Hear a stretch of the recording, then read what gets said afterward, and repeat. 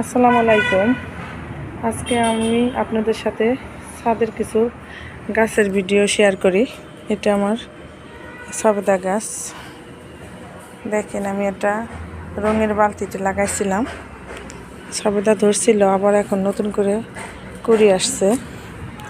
এইদিকে দেখাই, এইদিকে আমার গাছে দেখতে পাচ্ছেন ডালিম আসছে। এইদিকে দেখেন, আমার গাছে প্রচুর লেবু আসছিল, সেই লেবুগুলা খাওয়া হয়ে গেছে। এখন আবার নতুন করে মাশাআল্লাহ অনেক লেবু আসছে।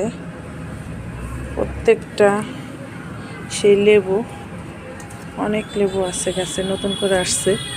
আর এর আগে যে লেবুগুলা হয়েছিল সেগুলা এই যে বড় বড়, এগুলা খাওয়া হয়ে গেছে। তো এইদিকে দেখেন